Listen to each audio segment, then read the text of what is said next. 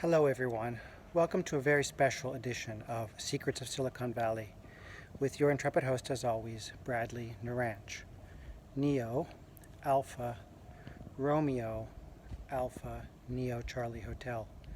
I'm coming to you today from the Stanford Law School, which was the alma mater of Sandra Day O'Connor, America's first female Supreme Court Justice.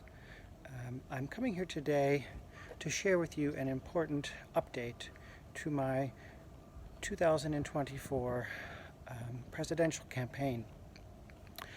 I am a deeply religious person, and one of the stories in the Christian Bible that has always fascinated me is the story of Saul, who had a conversion and became an apostle of Jesus Christ, the road to Damascus conversion. I've long thought about that and wondered what it was about this individual who was so successful doing one thing, who changed his life in an instant, in a flash of incandescent truth. This has happened to me. I always wondered where in the American political landscape a maverick mind like mine best fit in. And for many years of my life, I believed that location was with one of our two major parties, the Democratic Party. I've come to question that seriously. I think I, like many Americans, was a Democrat by default.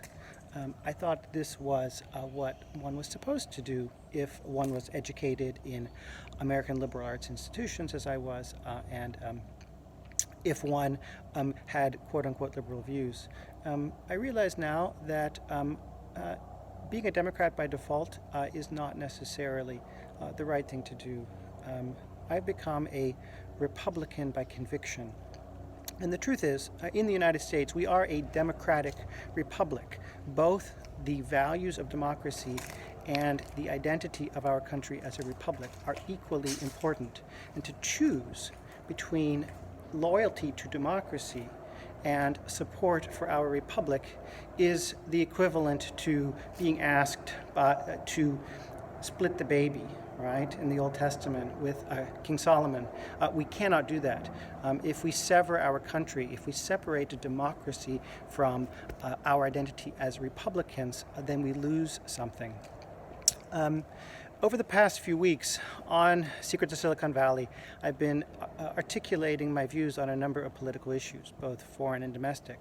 And what I've realized is that my views align more directly with what I believe to be the best part of the Republican Party than the Democrats. And the more I begin to think about the state of the Democratic Party in this country, is I realize they have an identity crisis. They don't really know who they are or what they stand for.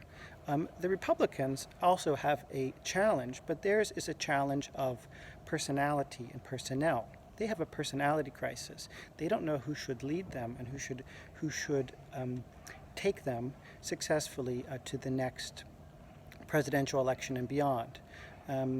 I believe that I represent the face of a new and revitalized party of Lincoln that has views that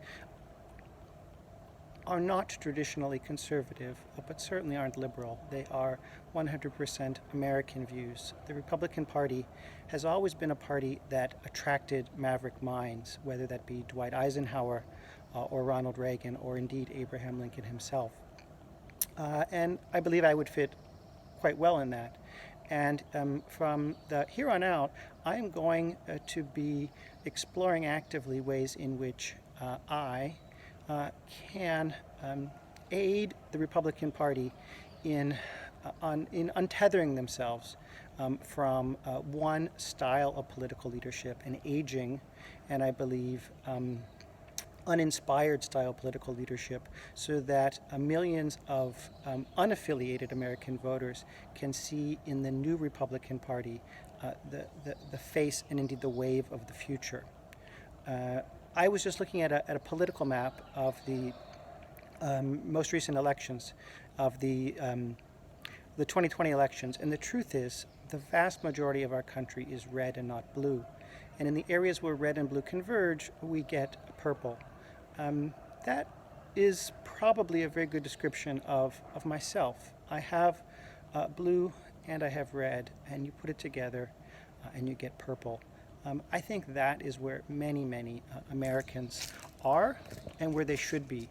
And the only question, I believe, for our two major political parties is which of them will take the lead in creating a purple America, a democratic republic that can win and change America for the better, because we need to do it. And I don't believe that a traditional red party or a traditional blue party will do it. Only the party of purple will have the power and the skill and the mindset to succeed. And that is exactly what I intend to do. I will be providing additional broadcasts on my foreign policy views and on my domestic views. But I want to put this out now from this fantastic location here on the campus of Stanford University, so that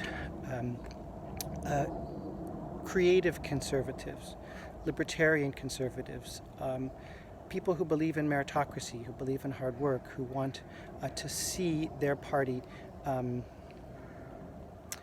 return to power, so that they can watch this broadcast and make a decision for themselves if indeed they do not share most, if not all, of my views.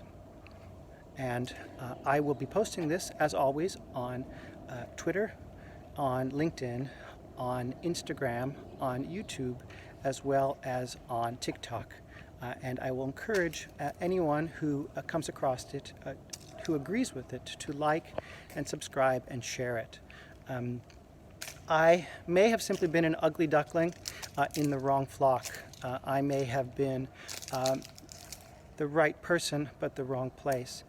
And a lot of life is occasionally admitting that one may have been mistaken, just as Saul did, asking for forgiveness and changing and finding their destiny. That is what converted Saul into Paul, who became arguably the greatest of Jesus' disciples, who is fundamental to me as a person of faith, and whose road to Damascus conversion reminds me, as it should to all of you, that a political identity is not the same as a statement of principles. We should be people of principle in this country, and we should select a party, and we should vote for political leaders who represent our views, regardless of what label is attached to them. This is Bradley Naranj, Neo Alpha Romeo Alpha Neo Charlie Hotel, coming to you from the campus of Stanford University and at Stanford Law School. God bless America, and I look forward to speaking with you soon. Bradley out.